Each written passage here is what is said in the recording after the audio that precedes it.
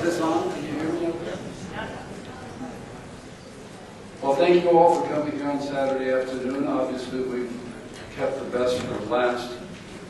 Welcome to the closing panel of the convention, which is entitled Silencing Judges or Avoiding Improper Influence.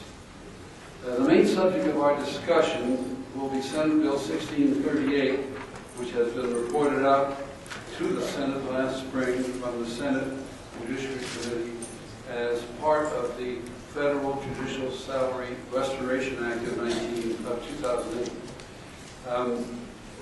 Don't expect much discussion or controversy regarding the provisions of this act, which would adjust our salaries upwards, at least for me. But the main subject of discussion will be a provision of Section 10 of the Act, which is an additional or new definition of what are judicial gifts. And you will see here on the PowerPoint in a minute the text with which we will be dealing. And there's a particular subsection 2 which prohibits a federal judge from accepting, quote, in connection with a single trip or event. I take it such as this convention, so I hope you all enjoyed the conversation between Judges McConnell and Posner, because it's likely to be the last one. As a reimbursement, if he attends as a speaker or participant, because I hope this is a program, a significant purpose of which is the education of federal or state judges, since the Federal Society is dedicated to that. Also affected will be any reimbursements for any trips to legal conferences in foreign countries, for instance, Cuba, Iraq, or Russia, and indeed, after listening to Mark Stein, Canada. Unless they are approved by the Department of State, quote, to promote the rule of law or developing legal systems. So, in what may well be, at least my swan song, since I come from California, for federal judges' appearances at these conclaves, to say nothing of our speeches at student meetings at law schools where we learn what is going on from students, we have a distinguished panel to discuss the wisdom and perhaps the constitutionality of such an enactment.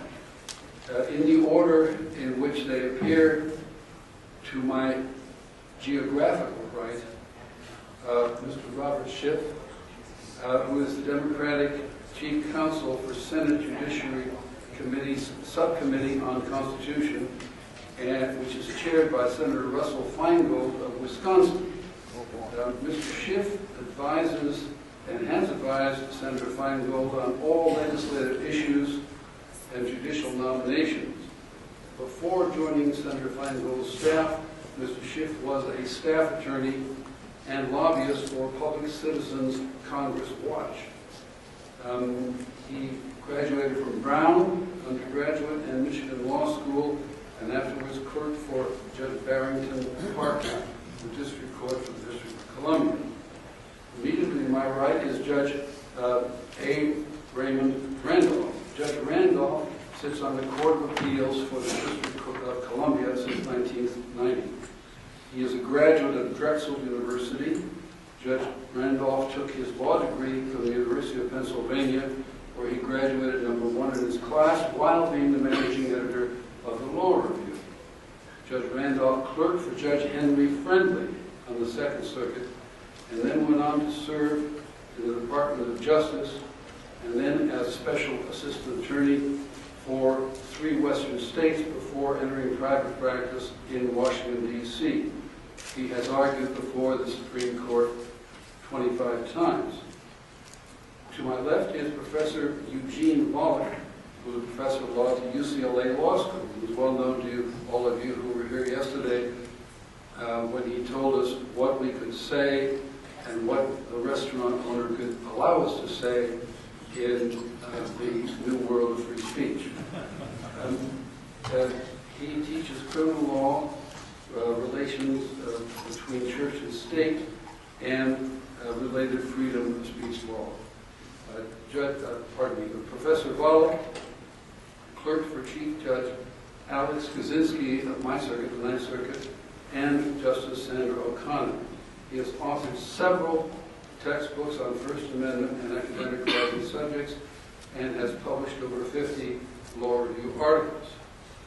He is the founder and co-author of the Volokh Conspiracy, a website, a weblog which has about 25,000 hits per day.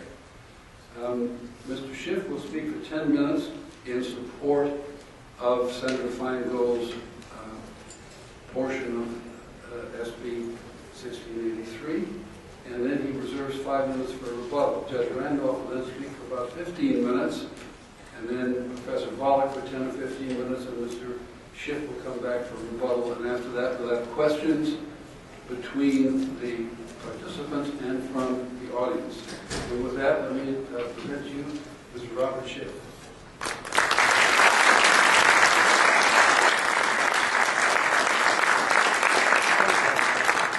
Thank you very much, Judge.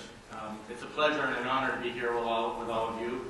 A lot of people said that I would be like Daniel walking into the lion's den by coming here, but based on the conference call that we panelists had this week, I already know that Judge Randolph has some pretty sharp claws. But I prefer to think of this visit as reaching out and engaging with the other side in a civil fashion, as Barack Obama has suggested we need to do. As the President-elect said on election night, I will listen to you, especially when we disagree. And I think those are important words to be guided by as we start a new era in Washington. I know that you take them to heart as well, since you invited me to speak to you, so thank you again. I don't know if anyone saw a recent New York Times article on the topic we're discussing today. Let me quote a little bit of it for you. The headline is, Soros endows new California legal group. George Soros announced today that with an initial $50 million gift, he will endow the Center for Constitutional Studies at the University of California at Berkeley, dedicated to the education of federal judges. In a statement announcing the gift, Mr. Soros indicated that President Obama, said, quote, President Obama will have the opportunity in the next 4 or 8 years to remake the federal judiciary. By offering judicial education seminars, the center will ensure that new judges have the doctrinal tools and academic support needed to take on the right-wing Roberts Court. Ariana Dottler, a lawyer with the Milberg law firm, which specializes in securities class actions, who will serve as the center's first executive director, said the seminars will take place in a new luxury chalet to be built in the Northern California wine country in order to offer the most scenic and comfortable surroundings possible for these important seminars. It's about time that judges got to hear the other side of the coin on an expense-paid trip, she said. A staffer for Senator Russ Feingold, who offered a prohibition on such programs that cleared the Senate Judiciary Committee in the 110th Congress, had a different take. When I appeared at the Federalist Society Convention in November, I said that providing expense-paid junkets to federal judges to try to influence their legal thinking is wrong, no matter who is doing it, and I still feel that way. Wait, how can that be? The date on this is, July 4th, 2009. It's from that faux New York Times thing that came out a few days after the election. Sorry about that. I'm not sure how quickly you figured out that I was making this up, but it's actually not all that far-fetched. Keep that in mind as we discuss this topic today. While the initial concerns about judicial education trips were raised by an environmental law firm, which believed foundations on the right, like FREE, the Foundation for Research on Economics and the Environment, were trying to influence the bench by providing these trips.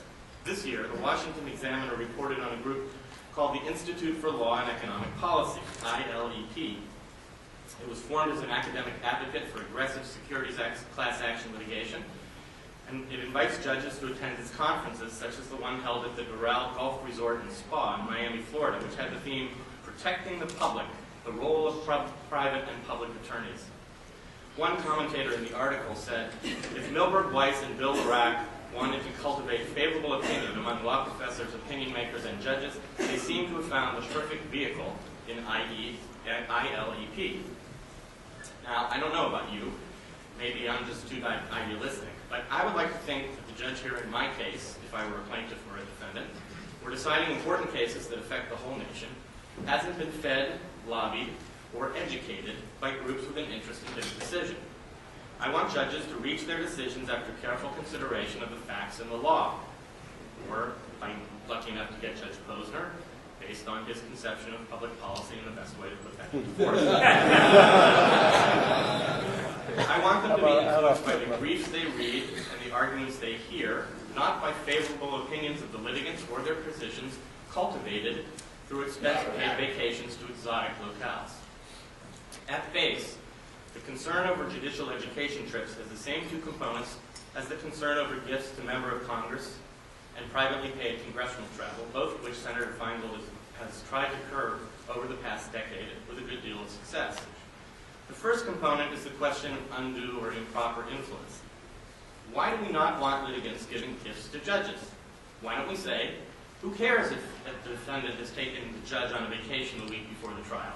He promised the Senate Judiciary Committee to apply the law impartially, didn't he? Well, it's because it's just human nature to appreciate someone who gives you things. It's not much more complicated than that. We don't want members of Congress to meet only with people who offer to buy them lunch. We don't want the members of Congress to help people get tax breaks or earmarks for their constituents or lobbyists who they like because they give out free tickets to the Verizon Center or an expense-paid golfing trip to Scotland. And I don't think we want judges being influenced by groups who offer them interesting, expense-paid educational programs at sunny resorts in the middle of winter. Now, the second component is the discomfort that people have with public servants seeming to profit from their positions. That's why the locations and the opulence of these trips bother people. Now, I know that many groups offer CLE credit for courses given in nice vacation spots. The location is a draw. People like to take their cough medicine in the morning and play golf or lounge on the beach in the afternoon. But we're talking here about programs specifically for federal judges. Now, I know judges are just human beings who enjoy nice resorts like everyone else. In fact, one judge told the Legal Times, I think if you want to get judges to attend, you want to do it someplace nice, frankly. If there was a course like that in Baltimore, I don't think I would go to it. No offense to Baltimore.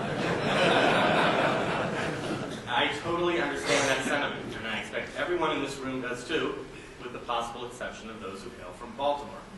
But the fact remains that the taxpayers pay judges to do a very important job, and many people think it doesn't look right for judges to seem like they are taking advantage of their status to take a vacation on someone else's dime. By the way, lots of professionals in this country pay for their own continuing education, legal or otherwise. In fact, if I'm not mistaken, CLE credit is offered for many events at this conference, including this panel. Just out of curiosity, how many people here are paying for this conference out of their own pockets? That's a healthy majority, I'd say, or approximately half of that. And given the high quality of programs here, this one, I assume that many of you who didn't raise your hands would come, even if your expenses weren't being reimbursed. I actually was happy to pay for my lunch today in order to hear two exceptional federal judges speak.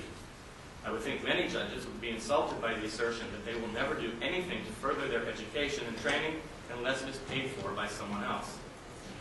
This problem has been around for a long time. Judicial education trips have been offered by the Law and Economics Center at George Mason University since the mid-1970s. And the first complaint about them was filed with the Judicial Conference by the Institute for Public Representation in 1982. Congressional attention to the issue dates back at least to the year 2001, when a 2020 expose, including scenes of judges on the golf course in Tucson, one of whom said, I haven't taken a vacation all year. This is my vacation, really brought the issue to the public eye. For years, even after my boss and other senators raised concerns, the Judicial Conference pretty much brushed off the criticism. But it finally recognized the public perception problem when it put into place disclosure requirements for education trips. Previously, under Advisory Opinion number 67, which was issued after that 1982 complaint, judges simply had to satisfy themselves of the propriety of taking a trip, undertaking an inquiry into the funding of the seminar only if they thought a reasonable question about the propriety of attending could be raised. Now, under the policy adopted by the Judicial Conference in September 2006, judges have to report when they take these trips, and they're not supposed to attend unless the sponsor of the trip has reported and publicly disclosed who is funding it. I think we've reached a point, however, where the perception of impropriety is so great and so pervasive that the argument over actual impropriety may be beside the point. And while disclosure alone may have been enough if it had been instituted a decade or two ago, at this point it isn't. Particularly because the disclosure required by the Judicial Conference has several loopholes. Like if the judge went on the trip in the past, she doesn't have to disclose it now. And the judge doesn't have to disclose the value of the trip, some of which are estimated at many thousands of dollars. The reform proposed by Senator Feingold and reported several months ago by the Senate Judiciary Committee is simple. Professor Volokh has helpfully summarized it on the single-page PowerPoint that you see in front of you now. Private reimbursement for judicial education trips, defined as programs a significant purpose of which is the education of federal or state judges, is prohibited. And reimbursement for travel expenses, meals, lodging, gifts, and outside income connected with other trips or events like speaking engagements or teaching is limited to $2,000 per trip and $20,000 per year. And I just might interject at this point that I certainly would not consider a Federal Society conference to be a program that a significant purpose of which is the education of federal or state judges. The number of judges attending these, while I'm sure it's significant, is not nearly a high enough percentage for anyone to reasonably argue that this is not a conference open to the public, essentially, and judges are here like everyone else. So they would be covered under paragraph 2. No, I'm sorry. They would be covered under paragraph 1, not paragraph 2. And the question of whether people, actually, how many people here do you think spent more than $2,000 in accommodations and travel to be here? Okay, a handful, and perhaps judges on the West Coast. But the vast majority of conferences, one-day attendance to make a speech, certainly $2,000 would be enough. And I've talked with the Administrative Office of the Courts about setting up a system where the AO on a case-by-case basis could grant an additional amount of reimbursement if the expenses were reasonable. Identical exceptions apply to both the prohibition in the case of judicial education and the limit on reimbursements. They were taken directly from the exceptions to the Judicial Conference disclosure rules. The Judicial Conference seems to have made a decision that certain sponsors of trips would not or were unlikely to raise appearance concerns. And we thought it would be simplest and cause the least controversy, and perhaps that was naive, to simply follow its lead. So we didn't come up with these exceptions out of thin air. We took them from the Judicial Conference's own disclosure guidelines. So unlimited reimbursements from governmental bodies, state and local bar associations, subject matter bar associations, judicial association, and the Judicial Division of the American Bar Association and the National Judicial College are permitted. The committee report indicates that the Judicial Conference's publicly available interpretations of the terms used in its policy are sensible and should be used in deciding, for example, what constitutes a subject matter bar association. And I'm sure, I hope we'll have time for questions. We can talk about particular kinds of events, but I hope I've given you a better idea of what Senator Feingold was trying to accomplish and why. And I'll reserve the balance of my time for rebuttal and retreat to take the arrows of my fellow panelists. Thank you for listening.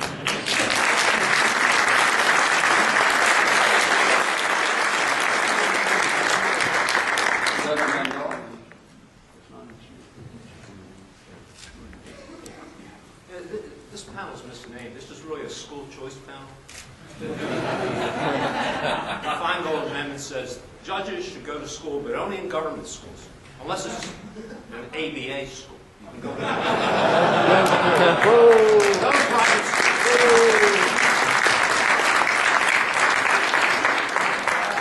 I'm quite familiar with this topic. It's been going on since the early 90s, I guess. And I've dealt with it when I was chairman of the Code of Conduct Committee. And the fact that it comes up again is proof of the line from Huxley that a theory survives long after its brains have been knocked out. Everybody knows that we talked about CLA. Education is good for lawyers, and maybe it's not as well known, but education is also good for judges.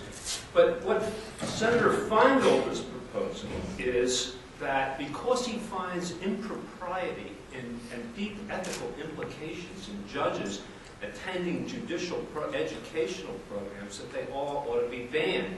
There are two theories behind this, neither one of which holds any water, and I'll just get them out in front. One is that, oh my God, I've been brainwashed. I went to a George Mason Law and Economics seminar, and I've come away brainwashed, so I'm going to vote in a particular way. And the other is that, oh, what a lovely vacation, and we've heard them both. What a lovely vacation. I owe you this. The question is, number one, on the owe you, who do they owe? Who do the judges owe? And number two, where's the evidence for the brainwashing? All right, I think Senator Feingold misdiagnoses a problem that doesn't exist and offers a solution that maybe is constitutional but is awful.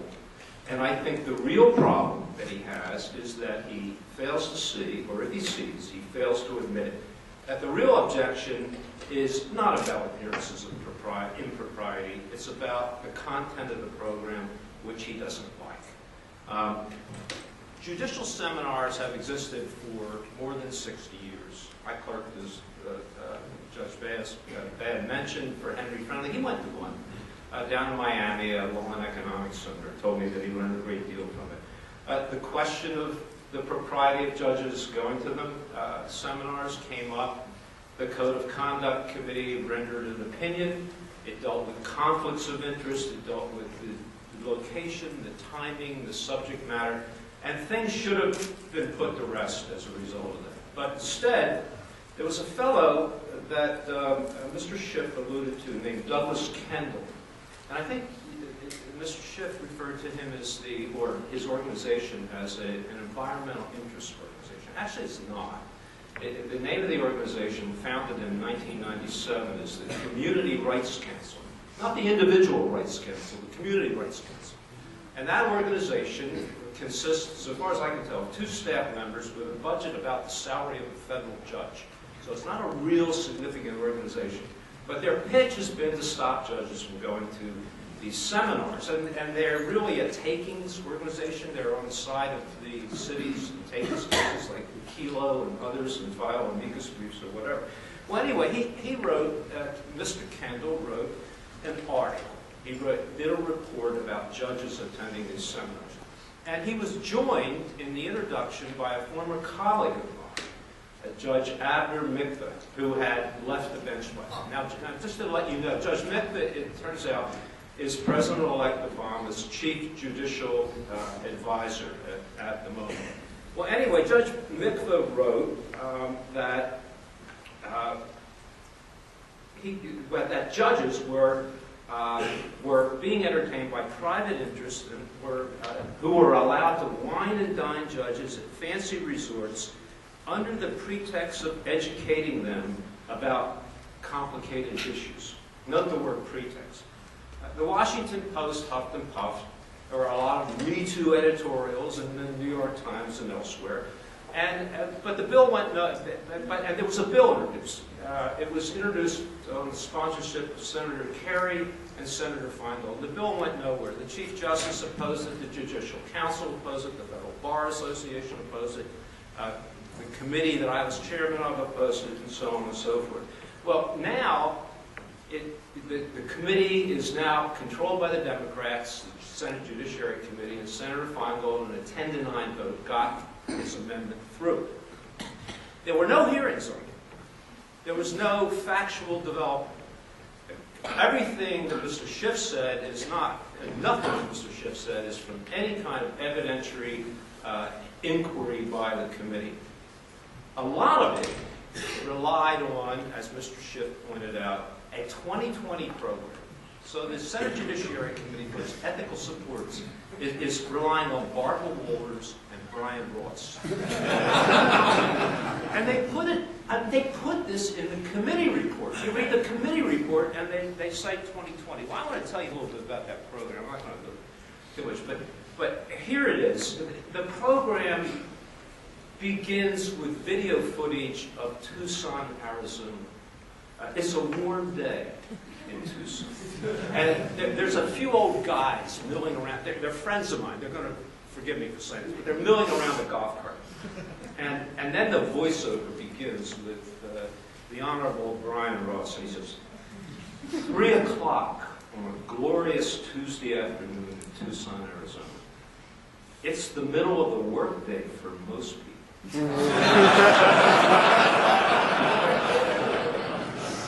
But here at one of the top golf courses in the country, a group of U.S. federal judges in their courtrooms in black robes far away is finishing up on the 9th hole.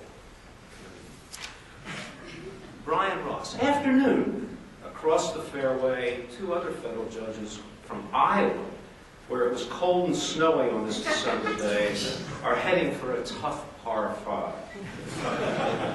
All part of an educational program that others call an entirely inappropriate junket. Now pay close attention to the word inappropriate. Others say, who are the others in the 2020 program? Turns out there are only 2, Douglas Kendall and Abner Mikva. I want to digress. I've been to this golf course. It's Tucson National. I never played there. It's a dog track.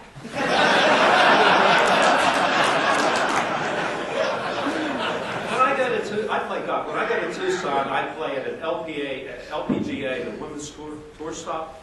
It's called the Randolph course. They have these hats. They have these hats that says Randolph, established 1923. I have a couple of them. You know, people think I look young for my age. Anyway,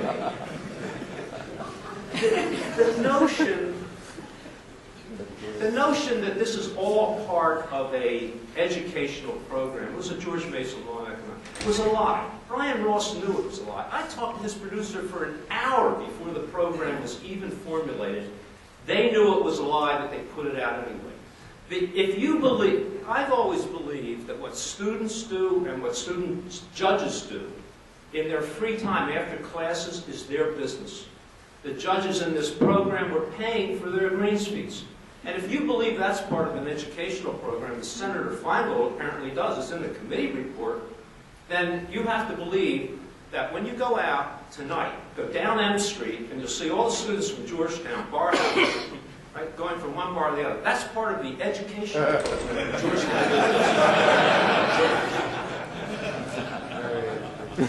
Well,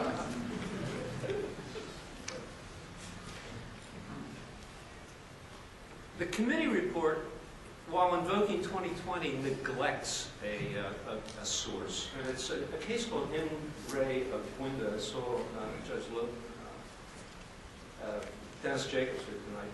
And it's an opinion from the Second Circuit. It deals with this very subject. It deals with free. It deals with whether a district judge properly sat on a case after attending a conference in free, one of the donors of which was the Texaco Corporation, which was responsible for 1% of the entire. And the Second Circuit goes through all of the ethical implications, all of the possible conflicts of interest, and says it was perfectly proper for Judge Rakoff to sit on the case.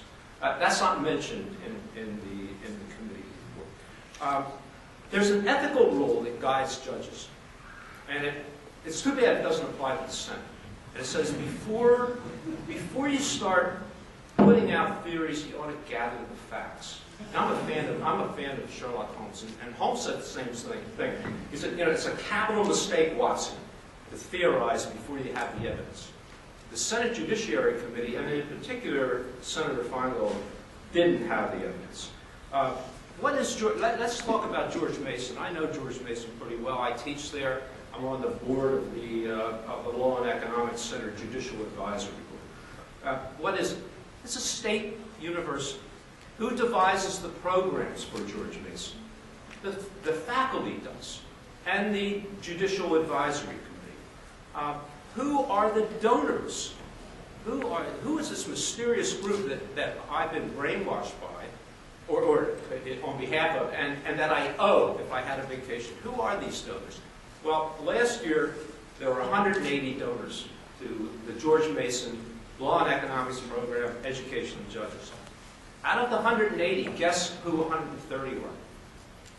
Judges. Judges. Their foundations and their corporations, they gave less than 10% of all the money, and no foundation and no corporation gave more than I think it's 1.some% to the George Mason program for the year. So now, if you're Senator Feingold or his staffer, or you're a federal judge at one of these programs and you have a computer in your hand, you can figure out that the XYZ Corporation, you owe them because they're responsible for the cost of the cup of ice or the glass of iced tea you're drinking while you're listening to some professor give a regression analysis lecture. That's what it comes down to. Who do you owe? You owe your fellow judges mostly because they're the ones that have been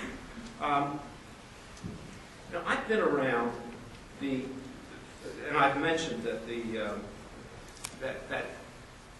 that the seminar programs throughout have been around for 60 years. And it's not just George Mason, it's not just this Foundation for Research on Economics and the Environment in Montana, which is affiliated with Montana State University. There's also Princeton puts these programs on, Stanford, the University of Virginia, others are involved. There's the Einstein Institute, I went to one of those on DNA. I mean, what's the politics of DNA? How am I biased for DNA?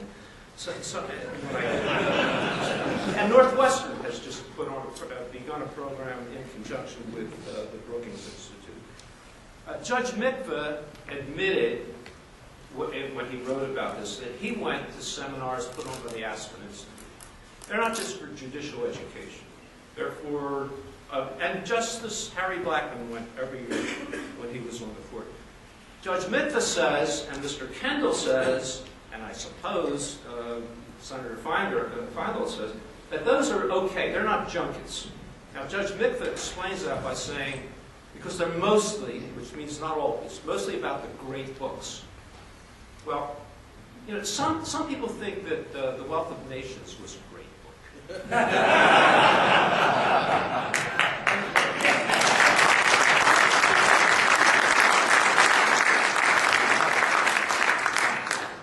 And the law and economics program is not just about the great books, and it's not just in Tucson, Arizona. I went to another one. It was in the garden spot of the country. It was called New Haven, Connecticut. And it was about Thucydides, and it was by Donald Kagan, the Sterling Professor of Classics, the leading scholar on the Peloponnesian War. I'm not all about that. But anyway, I did go to two other conferences, George. One of them was on Shakespeare, the Roman plays, and run by a professor who's a leading Shakespeare scholar. It was about but that seminar wouldn't meet Judge Mikva's test. It wouldn't meet Senator Feingold's test either because they were just plays. It was Antony and Cleopatra and Julius Caesar and Coriolanus. And the second one I went to was run by historians of renown, Pulitzer Prize winners from MIT, Yale, Harvard. It was about the founders. And that wouldn't qualify either because Washington and Jefferson and Hamilton and Madison, they were just great men. They didn't write books. Well, actually, Jefferson, he wrote a book, and that doesn't count. That's in the state of Virginia because he didn't want to publish it. But anyway, I'm being facetious, but I'm being facetious to make a point. The point is that what we're talking about is not the content. We're talking about the perceived content and the concern. The way to stifle debate is to shut down the conferences. And that's what, they want to shut down George Mason, and they want to shut down Freed. And that, to me, is, whether it's constitutional or not, is a terrible, terrible testament to the power of a very small firm, not a public interest firm, and a senator who's been persistent for 20 years and finally slipped one through. There's a massive contradiction in all of this. I think the contradiction is that on the one hand, it's all whining and dining, and we heard that rhyme. And on the other hand, we're being indoctrinated, as if federal judges don't have the sense to. Every time they have any kind of education, it ought to be through the adversary system that both sides represent. That's utter nonsense. We have, I can assure you from experience, and I'll wrap up this way, that after 6 years on the Code of Conduct Committee, I don't think there's another group of public servants in the United States that are more ethical and more attuned to following the ethical prescriptions than the federal judges of this country. I'm proud of them. Yeah, yeah.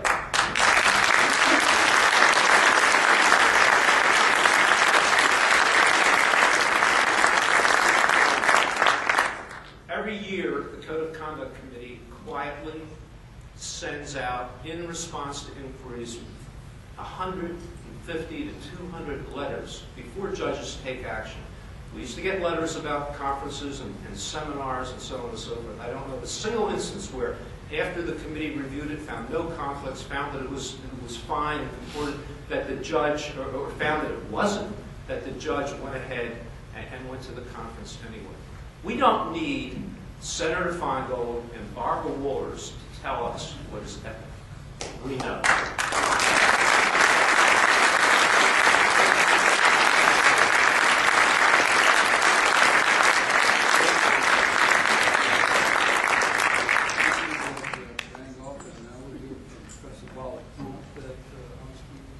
Yes, please.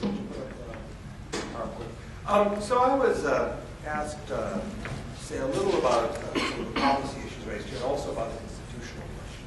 I'm going to start with the constitutional questions. Pardon?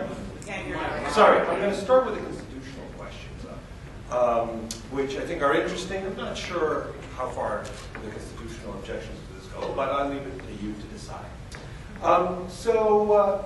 One question that arises here is it permissible for Congress to try to regulate the behavior of federal judges, or is that a violation of separation of powers? I'm not a separation of powers scholar, but I'm inclined to say that there's not much of a separation of powers problem here.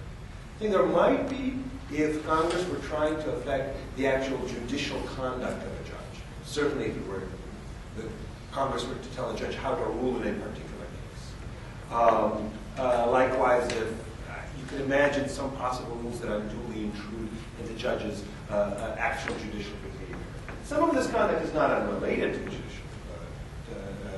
to judges' conduct in office, specifically with regard to judicial education. I can certainly see why a judge might want to, so that he can better decide future cases, want to learn more about statistics or about law and economics or about original meaning or historical analysis or what have you. Nonetheless, I don't see this as the kind of regulation of actual exercise of the judicial power that would pose significant separation of powers problems. The next question is whether this poses First Amendment problems. And here's how to find it.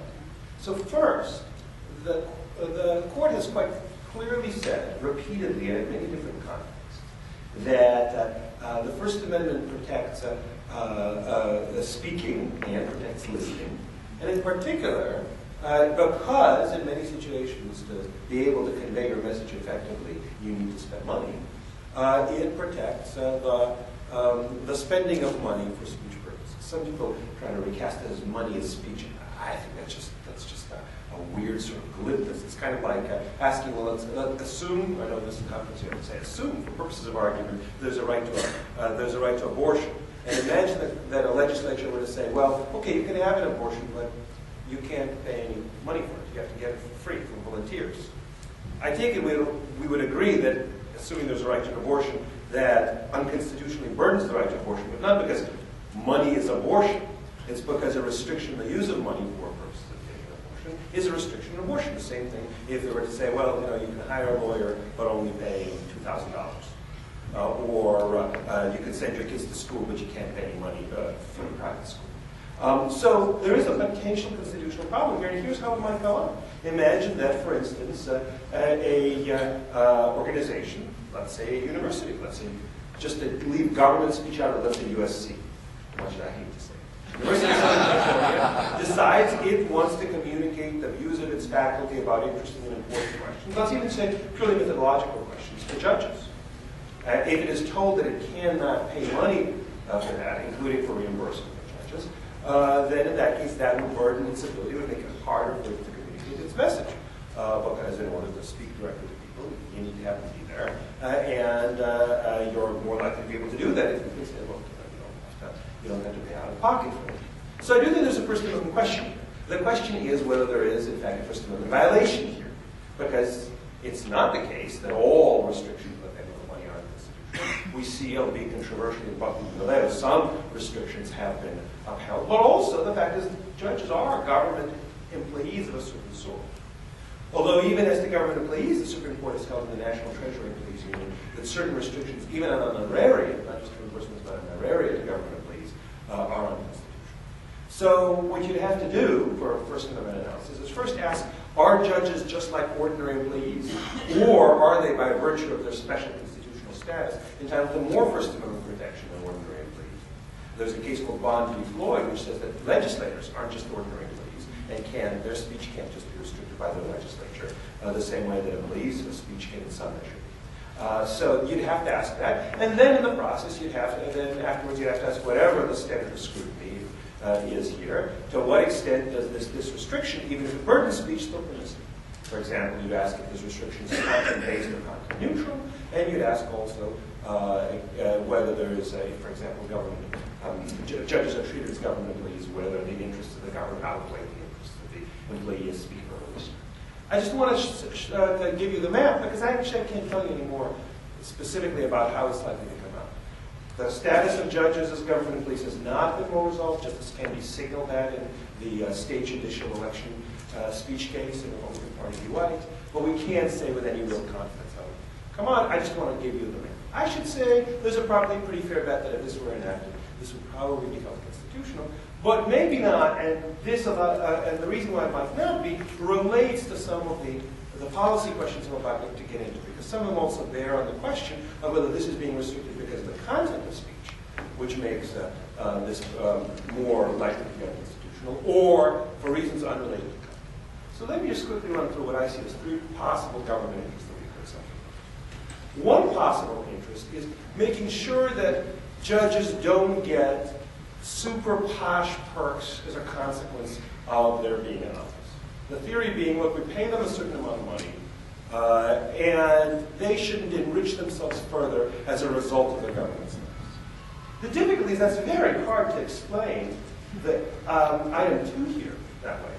Because obviously, if UCLA wants to invite somebody and give them a really posh trip, I'm sorry, that's what the music is. In any case, it can pay them $2,000. If other organizations, including, for example, general subject matter bar associations, the Los Angeles County Bar Association, or the National Association of Criminal Defense Lawyers, wanted to do that, they could spend even more than $2,000. So it's very odd to see number 2 as being justified by that interest. The lawsuit's pretty strikingly under-inclusive with regard to that interest, which makes it quite one doubt that's the interest. A second possible interest is we want to make sure that that judges aren't influenced, not in the sense that influenced in favor of a particular litigant, because none of this involves payment for litigants, but in favor of a particular point of view because the exponents of the point of view have been really nice to them. Again, very hard to see this justified. The ACLU can invite a judge. The Federalist Society can invite a judge. Either of them can give them their medal, the ACLU medal for wonderful actions on Eighth Amendment issues. They can do all sorts of things like that. That, in some measure, with judges being human, may influence them to some extent. We certainly hope that they won't influence them materially. It's certainly possible in these kinds of situations. But none of that justifies item 2. Because if the concern is that you're somehow beholden to somebody who's paid for a nice vacation for you, that's just as applicable, regardless of whether it has to do with the program of education of judges. In fact, it's less so the program of education of judges, because most of the programs for education of judges involve a lot of sitting inside rooms, hearing stuff that is interesting academically, but it's actually pretty difficult. UCLA can invite a judge and pay him $2,000 just to give a talk, and then the rest of the time is his own. The National Association of Criminal Defense Lawyers can invite him for an even posher vacation, because remember, they're excluded from any of these limits. So that's and then again, the judge maybe gives one talk and that's it. Whereas in these education seminars, the judge has to pay for the dubious privilege of being flown out and being put up at a hotel. Pay in the sense of having to actually do a lot of reading and a lot of listening. So the third interest, and with this I'll close, the third interest, which we have heard mentioned, is the worry that the judges are going to hear things that will affect their decision. Now, of course, these are things that already are pretty sympathetic to in some measure, because they had to volunteer to take the time out of their life to go out there and do that. If somebody's going to a law and economics seminar, they're probably already kind of open to law and economics. But yes, they will hear things that may influence the future debate. That's an interest that in First Amendment law we call sort of content-based justification. It doesn't necessarily focus on a particular kind of thing, but it does focus on the fear that the content of the speech, whatever the content may be, will unduly influence judges. And one question is, to what extent is it wise for Congress to, and to what extent is Congress empowered to essentially restrict a judge's ability to be reimbursed, not even compensated in terms of an arraignment, but even reimbursed for trips because of a fear that they will learn things that somehow we don't know. And then the last component of that, though, is, as Judge Randolph pointed out, some people are apparently just fine if they try to teach. So if a federal government or state or local government, but not a public educational institution, I take it because George Mason, but it covers UCLA and lots of other educational institutions as well. But if some other part of a government wants judges to learn certain things, that's just fine. Now, we heard that, and this may just be pure coincidence, but it reminded me that apparently one of the groups involved here is related to cities acting as regulators of property. And that just reminds us that governments have their own ideological agendas too. And they need to be the federal government's ideological agenda. So if a government wants to have a judicial education symposium on whatever, having to do with its own interest, state sovereign immunity, or the importance of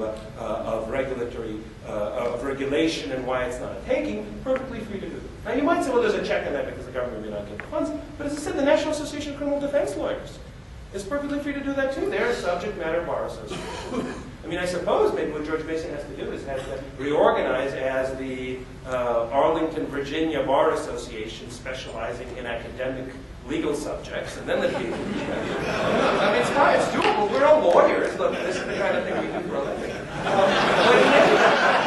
But in any event, the National Association of Criminal Defense Lawyers is free to do this.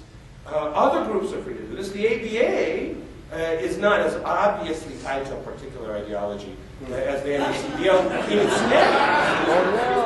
In its name. But obviously bar associations have their own views. ABA famously expresses its views. They're entitled to have their own views. There's nothing wrong with their having their own views, although of course members might question their views and question whether an organization should, whether it's wise for an organization such and such to have those views. But the fact is those organizations are free to convey those views and others can't. And so that's certainly a speaker-based listification, and in some measure I take it somewhat correlated to content, because if our worry is that judges will be indoctrinated, and somehow those groups, it's not a problem with indoctrinating them.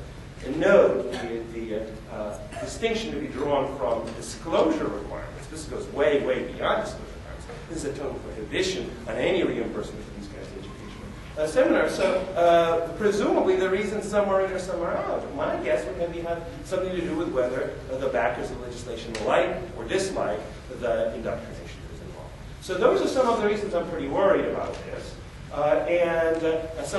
Some of them may also play into the First Amendment analysis to the extent that you see them as content-based and speaker-based and perhaps content-justified restrictions that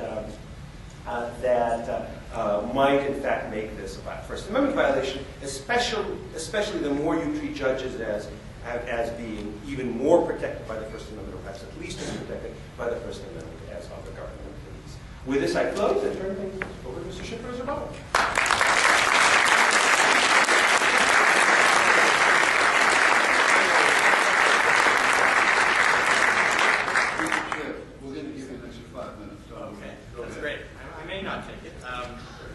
I thought I was doing pretty good with my jokes, and then I heard your response to Judge Randolph and realized that I had fallen completely flat. Let me just respond to a few things. First of all, you heard many times, in many different ways, the suggestion that we want to ban certain programs, we want to shut down certain kinds of programs by certain groups. If you look at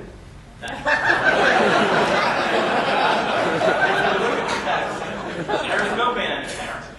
We're talking here about reimbursement. And from the show of hands, when I asked the question about people coming here, there are plenty of people in this country who pay for their own continuing education. And I just don't think it's particularly persuasive that all judicial education programs, except those run by the accepted entities, and we'll talk about those and why they're there in a second, will dry up completely. But that's saying basically that judges have to be paid, have to be reimbursed for everything they do.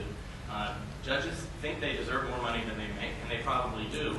But they certainly make a lot more money than many lawyers who pay for their own continuing legal education out of their desire to prove their professional capabilities and their responsibility as lawyers to do that. So, no payment. We're talking here about reimbursement, and that really goes to the appearance and the actual influence of certain kinds of reimbursements. Let's talk about the 2020 program. This is probably the longest time that the 2020 program has survived in the public memory of anything in their history. I'm sure Barbara Walters and Brian Ross are thrilled to see us discussing this. I went back and watched it, actually, just to correct Judge Randolph. They actually played the part where the people who were playing golf said, we pay our own greens fees. There was no suggestion that the golf was included. There was also certainly no suggestion that the golf was part of the education now somehow. Well, everybody knows that when you go to a resort for a program of some kind, you take your program and then you get the benefits of the resort. And you may have to pay extra for certain things, you may not. There certainly are some of these trips that involve recreational activities that are included in the trip. I don't think that Judge Randolph would deny that. In this particular case, they were paying their own greens fees. They were not paying their own rooms. They were not paying their own airfare. There was plenty of reimbursement involved here beyond the golf. Now, let's talk a little bit about the exceptions. Public educational institutions. It's fine for Professor Volokh to speculate that we included public educational institutions because we wanted to get George Mason and they're public, and so we had to include public. Actually, the Judicial Conference includes public educational institutions as not included in the exceptions for the disclosure rules, and I think that's because they didn't want, and I don't think we want either, to discriminate against private educational institutions and somehow treat them differently. The same thing for discussion of subject matter bar associations. There's a definition that the Judicial Conference has provided. I'll read it to you. Subject matter bar association, an association of lawyers who practice in a specific area of the law, such as administrative, admiralty, antitrust, elder immigration, or patent law. Associations of lawyers whose members comprise or frequently represent the same side of litigation are not considered to be subject matter bar associations for purposes of this policy. So just to lay aside any misinterpretation, the National Association of Criminal Defense Lawyers would not be a subject matter bar association that could comply with this, that would be accepted currently from the disclosure rules and that would be accepted from the new provision. The Federalist Society and the American Constitution Society, I don't think would be considered subject matter bar associations either. They could not put on programs specifically to educate federal judges. They could put on their annual conferences and invite judges to attend and reimburse them for up to $2,000 in expenses, and possibly for more if we work out something because of people who come from the West Coast or are otherwise unable to have reasonable expenses and actually attend.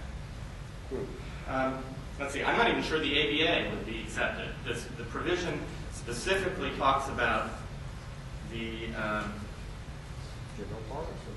Judicial Division of the ABA? The Judicial Division, of the American Bar Association. So that's a particular section of the American Bar Association, but I don't think that the ABA generally all of a sudden is exempt. And the Judicial Division, in terms of putting on education for judges, would be permitted to do that, as would the National Judicial College. Again, these were not choices made by Senator Feingold or anyone else in the Congress. This was the exceptions that were drawn up by the Judicial Conference when it put together its disclosure rules. I guess the last thing I want to say is that it's a lot of fun to ridicule a proposal and a senator. There was wonderful laughter when people were describing certain views to Senator Feingold, but he must think about Shakespeare or anything else. This is a great group of people here, but there is a large public out there that doesn't see things in the kind of snarky way that we do. And I think that people make a mistake to just downplay, denigrate anyone who would think that judges ought not to be taking these kinds of trips on someone else's dime when they're public servants. And we are very interested in working out something that people can live with, that will allow judicial education to continue. There are a variety of ways that can be done. This is not the last word, but we're not going away just because you make fun of it and just because the judges don't like it. So I really appreciate the opportunity to explain a little bit to you all, and hopefully the conversation will continue, whether people want to engage in it in a serious way. Thanks. Thank you, Mr. Chair.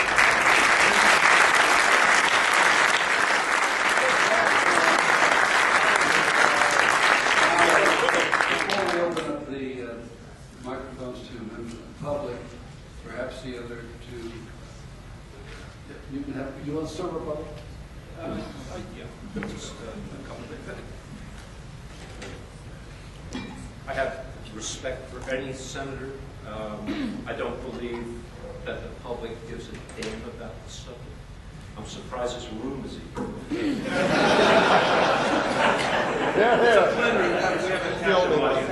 It's the CLE credit. You notice how many times the presidential candidates mention judicial seminars. It's just not in the radar screen. I want to correct one thing that Mr. Schiff said. He said that on the 2020 program that there was no claim that golf was part of the seminar. Well, I have the transcript of the program because the producer sent it to me afterwards, and I will read it again. At the swimming pool, after talking about golf and so on, there's a federal judge from Ohio doing laps, while another one from California leisurely catches up on some Sun and newspapers, all part of an educational program that others call an entirely inappropriate junket. That's the transcript.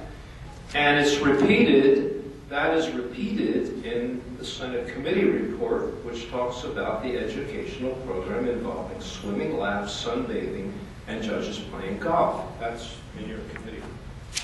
Now, the other thing that Mr. Schiff said that I have to take issue with is that we're not preventing judges from going to seminars. We're just saying they can't be reimbursed, right? I am a fan of Samuel Johnson. It's not just, could you put that, whoever's doing it, could you put that, I want to point out a couple things.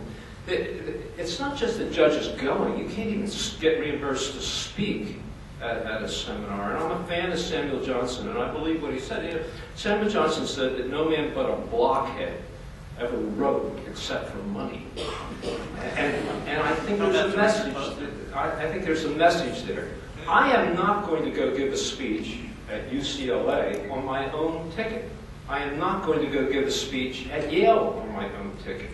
And the fact of the matter is the $2,000 reimbursement would not cover our great moderator's expenses being here at the Mayflower Hotel for 3 days, flown in from California, and free meals. He wouldn't be able to do it unless you wanted to pay your own way. There is absolutely nothing wrong with the reimbursement. And there's nothing wrong with having the judges' seminars in a warm climate. Number one, judges fly in from all over the country. If George Mason had all their conferences here in Washington, it would be more expensive. The hotels here are more expensive.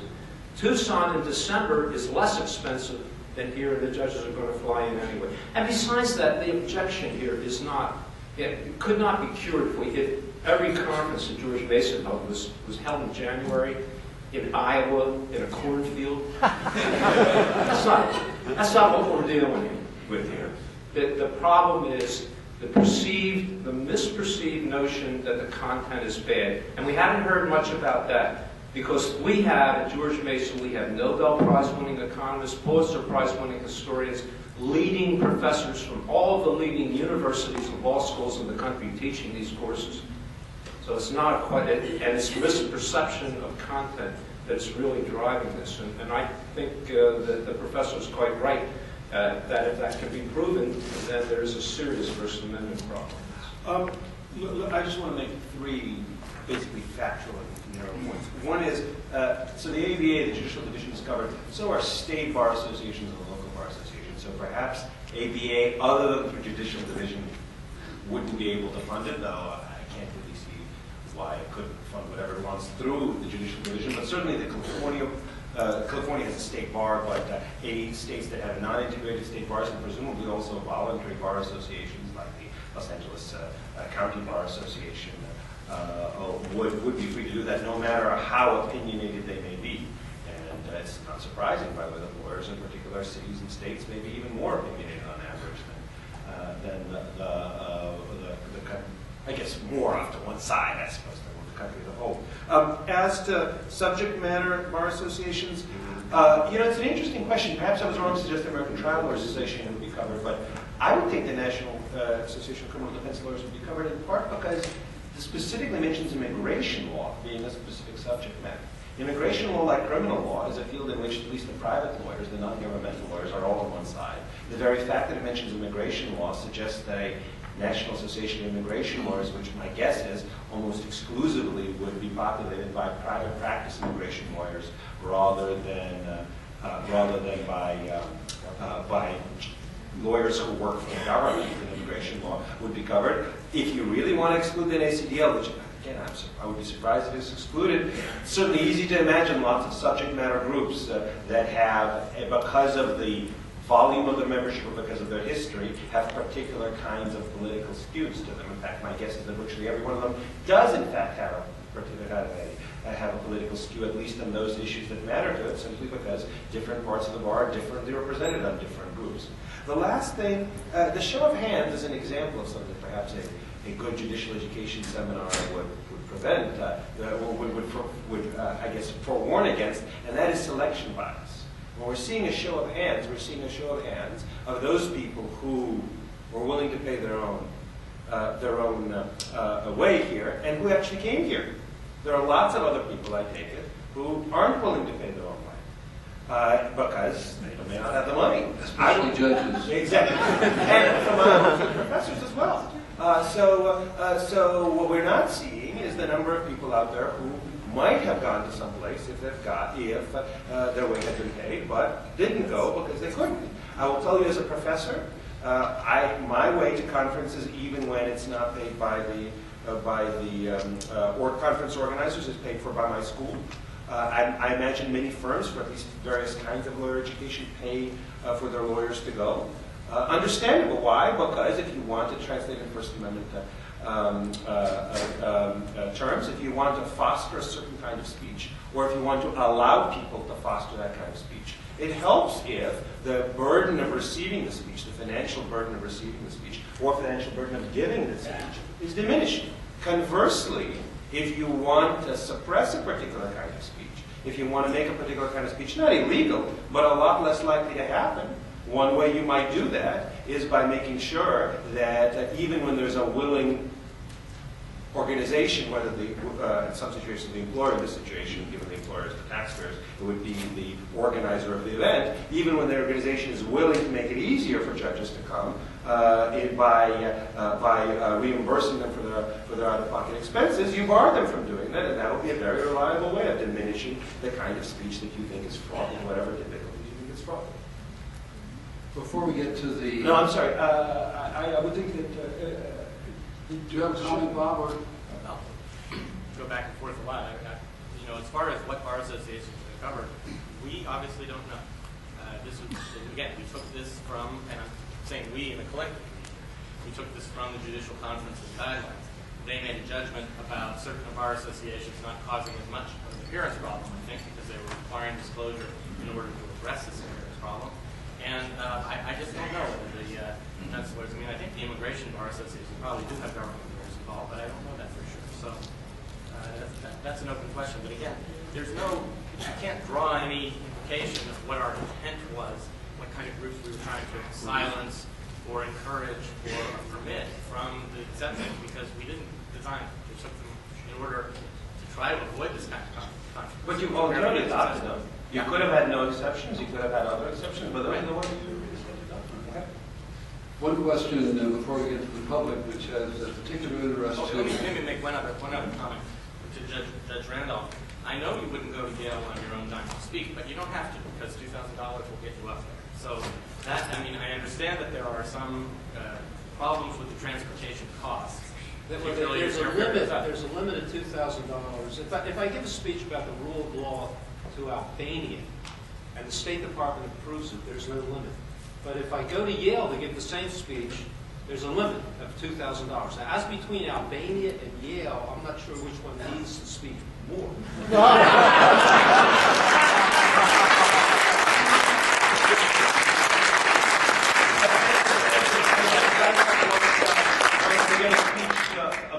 Judges, then there's no reimbursement allowed at all, unless he does it through the approved organizations.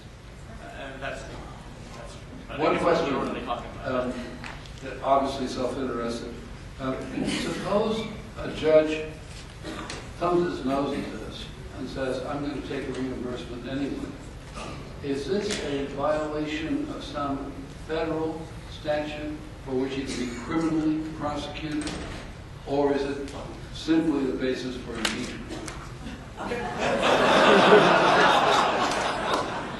don't think this is an amendment type of thing. So I'm not that familiar with judges thumbing their noses at the law, but I guess it happens. All right, But it's not criminal. It's let not me a take criminal. questions from the audience. You first, sir. I think Jon Roland of the Constitution Society, we should remind ourselves of the apocryphal quote attributed to either Lyndon Johnson or Hubert Humphrey, that we should not judge laws by the intents of their framers, but by the ways in which they may be maladministered. Now, we only have excerpts of this today, but from my reading of it, I see a number of obvious problems. First of all, it does not allow apparently for cost of living adjustments. Well, it does. It does. So if we have 1,000% inflation, it would cover it. Adjusted for inflation. Okay.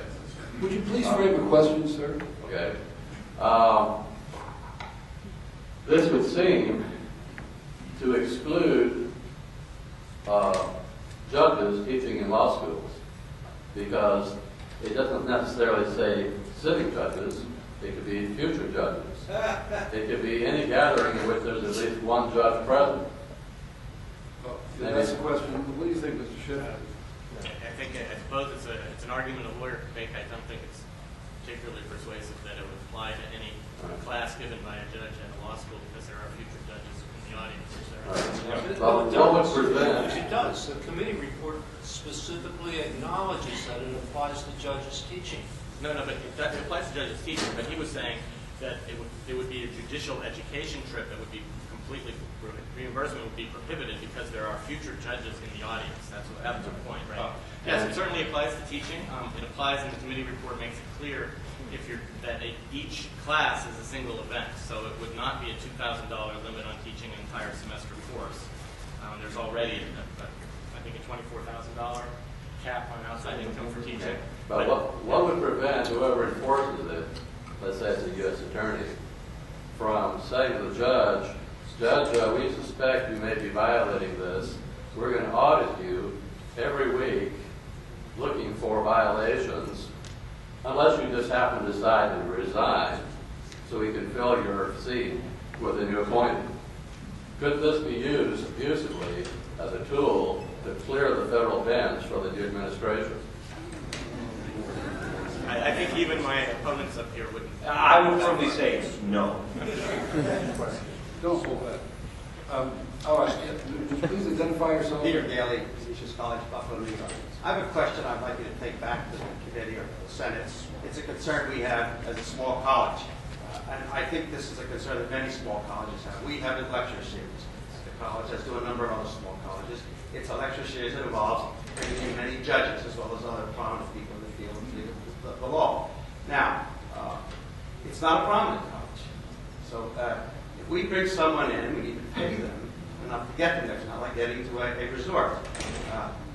We've had a number of speakers, judges on both sides of the issue, one of which was Admiral Mikveh. We think it would make it difficult for us to be able to pay the kind of fees that you're suggesting here as a limit to get judges here in a reasonable sense. This is a concern. It's not something I'm opposed entirely to what you're doing, but I think many small colleges do have a concern. We hope you would take that back as a consideration for any changes to this bill. Thank you. Yeah. Let me just respond to you quickly, and then I'd be happy to hear what you have to say about it. Absolutely, it's a concern. I think the concern that we have are that judges are charging for their speeches an exorbitant amount, up to $5,000 and $10,000.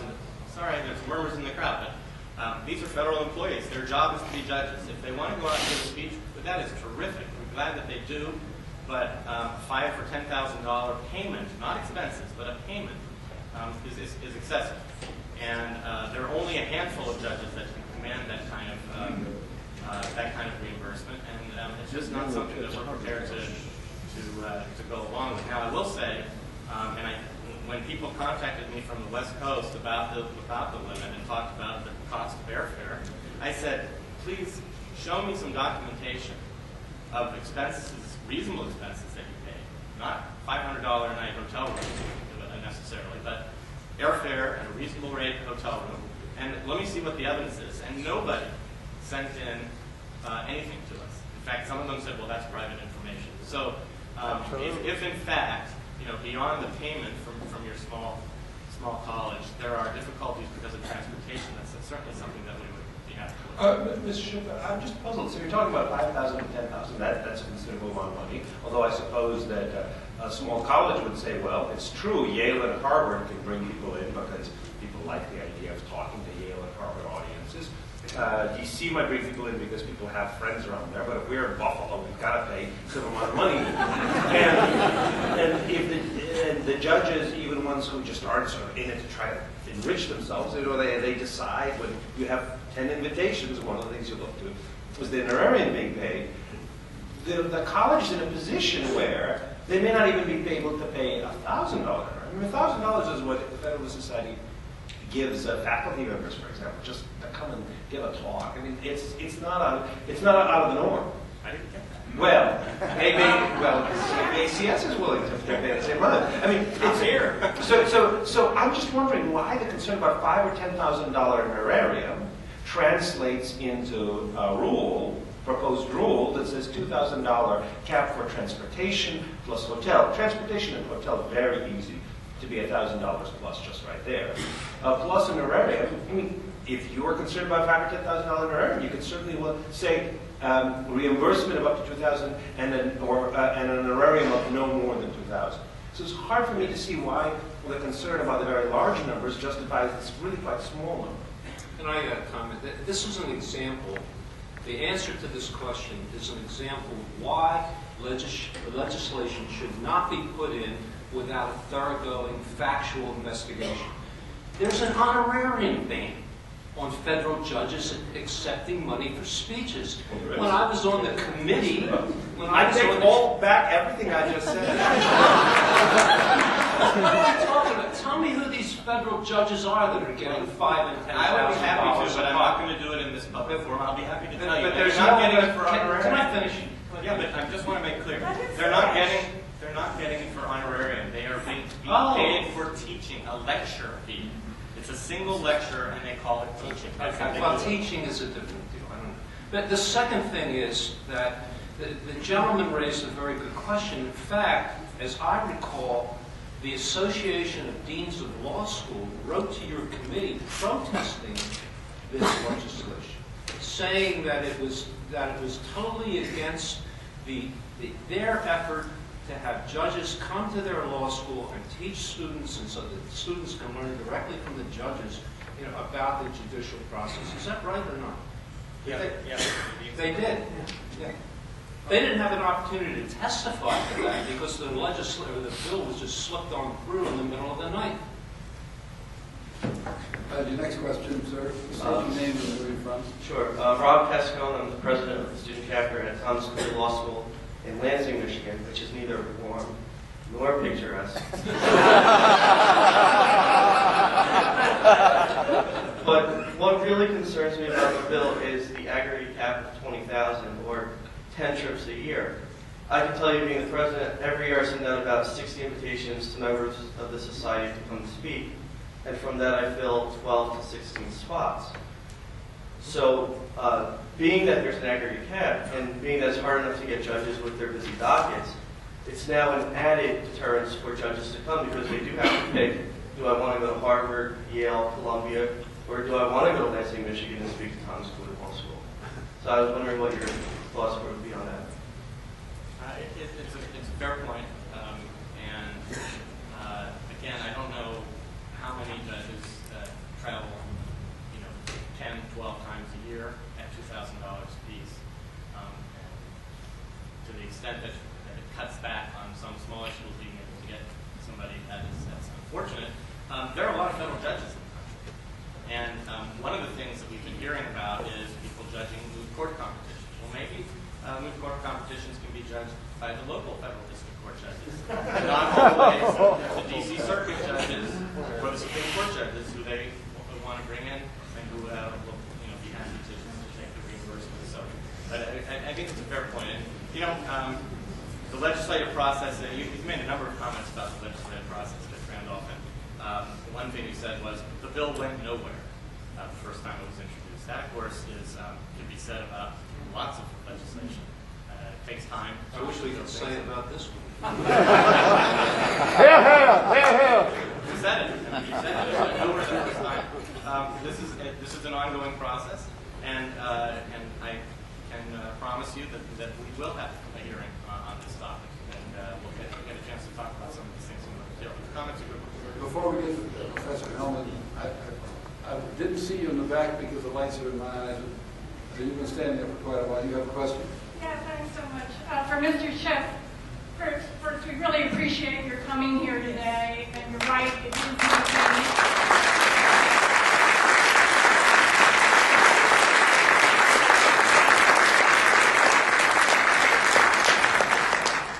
it's easy to be snarky and make fun of Senator Feingold, so I will. Don't we know for a certainty from the way you opened your comments today that this is content suppression? Why else would you have used that anecdote about George Soros flying people into the Napa Valley?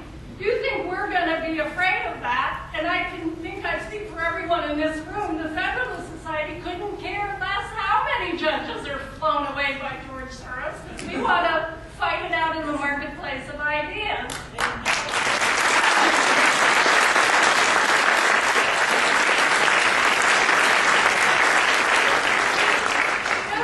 I'll have a question in 1 second, please. I know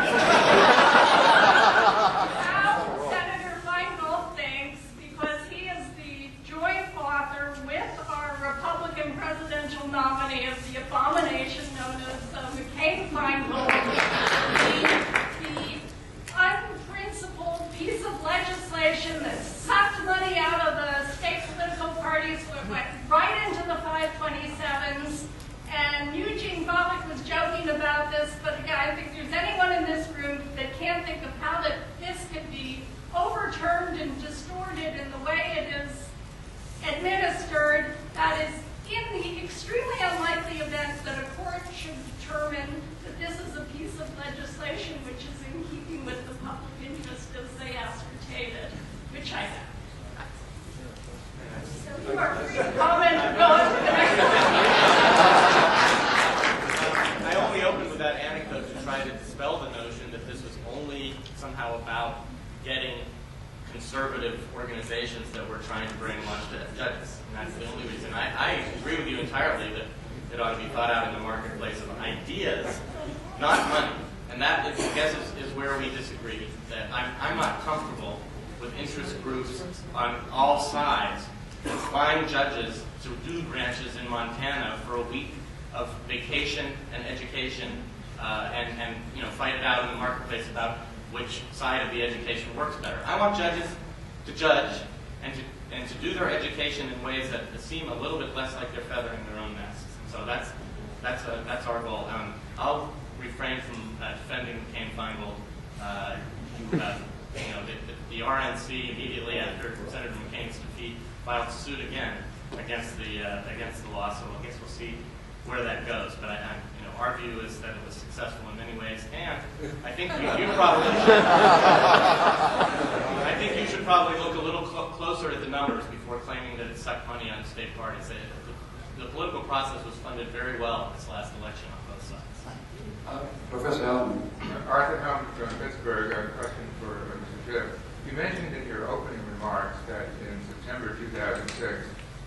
Conference of the United States promulgated a new set of disclosure rules. And I think those started becoming effective, or the reports started going online about January or February 2007. So we have roughly, what is it now, about a year, 18 months, a year and 6 months worth of these reports. I'd be curious, could you tell us how many judges have reported going to conferences in the last 18 months, and which organizations have been sponsoring these, how many they are, and which they are? Thank you. You know, there was a Legal Times article in 2007 that covered this. The numbers were, it was inconclusive.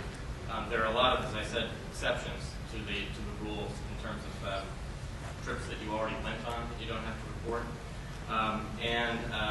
The groups, I mean, this one group on the left, the securities class action lawyers group, was one I think that had reported, and then there were several others, but I don't have that exact information. I thought you were going to ask why did we go forward with this so soon after the disclosure came out, which I think is a fair question, and so let me answer it. There were two reasons. One, because the disclosure rules had these loopholes, we were unconvinced of the effectiveness of it, and there was already concern about whether the disclosure that was required was actually happening. And secondly, we're in the middle of Congress deciding whether to raise the salaries of federal judges significantly. And we thought that it's an opportunity to address this ethical issue as part of the pay raise issue, just as honorary bands were put in place when congressional pay was raised back in the early 90s. And that, you know, sometimes in legislation you have to pick your spots, and this seemed like the right place to raise the issue. So that's why we decided to do this from that point. I hate to keep correcting here, but it is not correct that judges only had to start reporting their reimbursements for judicial educational seminars in 2006. At least since I've been in the course since 1990. That rule has been in place since 1990. And the Code of Conduct Committee gave advice that you have to report. So I don't know what you're talking about when you say that. I'm talking about the Judicial Conference regulations that came out in 2006, which also required the groups to disclose their... Yeah, that was the difference. It's not that judges suddenly have to report. Judges have been reporting this for 20 years. And do you report the value of the trips? The sponsor of the program reports their donors. That's what's changed. And as far as the value of the trip, that's what is the value of 3 days with Donald Kagan at Yale, listening to a seminar about the history of the Peloponnesian War? How do I report the value? In drachmas. I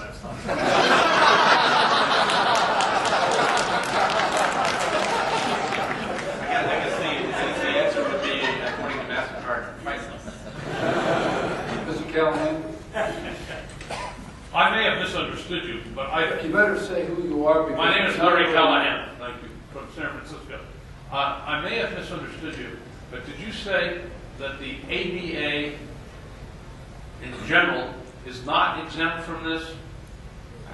I'm not entirely sure, because again, the Judicial Conference will make that decision, but as I read, actually, the text of the bill... Let me tell you how I read it so you can correct it. It says a general or subject matter bar association. Is the ABA a general bar association? I'm sorry, this is my fault. I tried to fit this all on one slide. So I summarized. So the stuff in brackets is my paraphrase.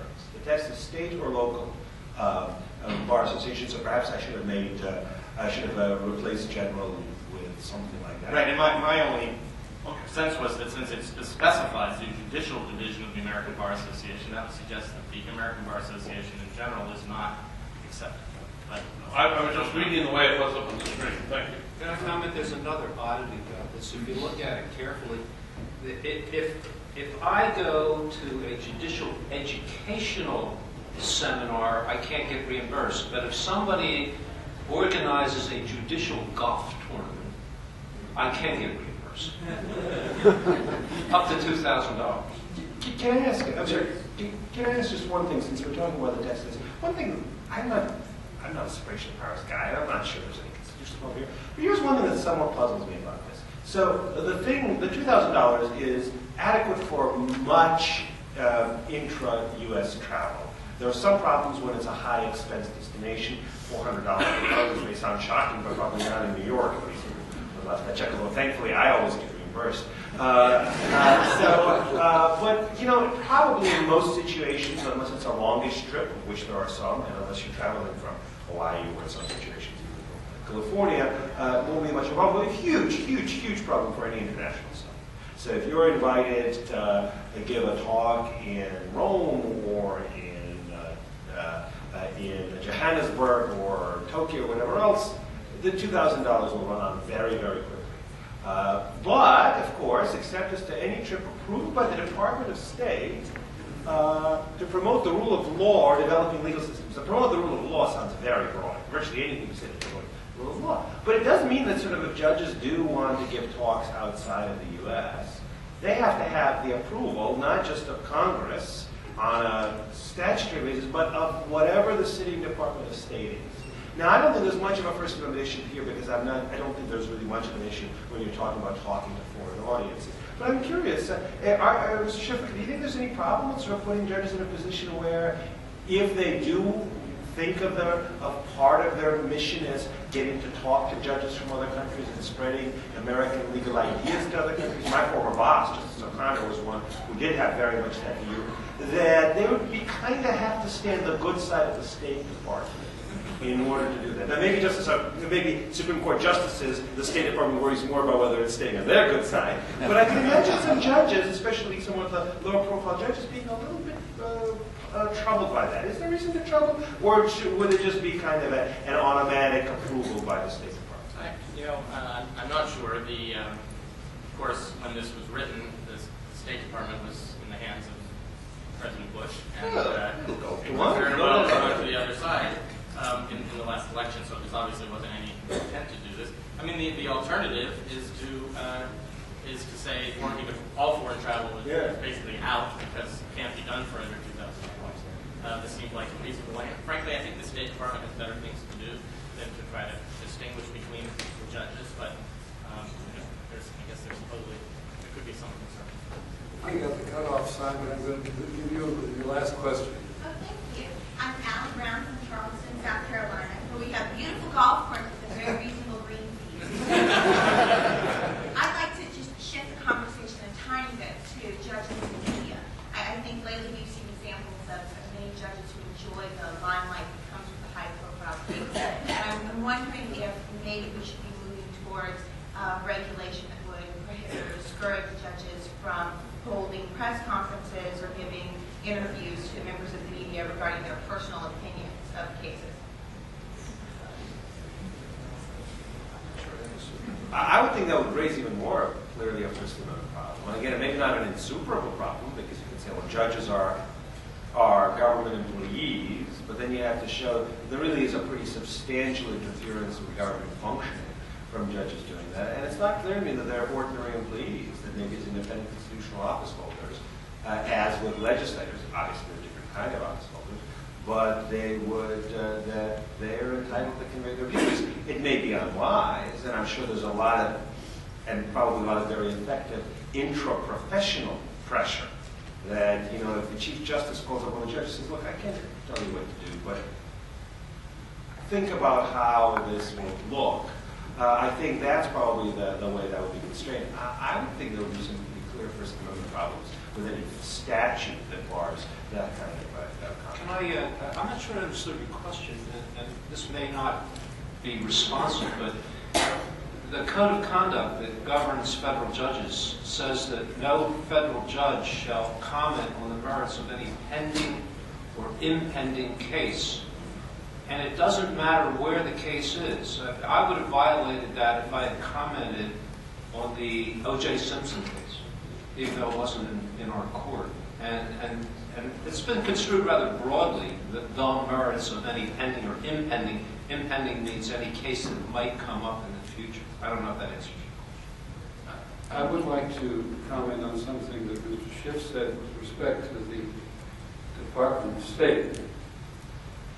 I think that you may be disconnected from what current practice is. About 2 months ago, I tried to put together a trip of several judges from my circuit and other circuits to go to Havana, Cuba, being a former Cuban, within the regulations of the Treasury Department. We were told by the Department of State that they didn't like the idea of our going down, and they went so far as to say that if we persisted in going down to Cuba, they would take congressional action to make sure that the Pay Restoration Act would not hit the floor. So, with that little anecdote. Let's be happy we have a new State Department coming. I'd like to thank each of the panelists who had a terrific time.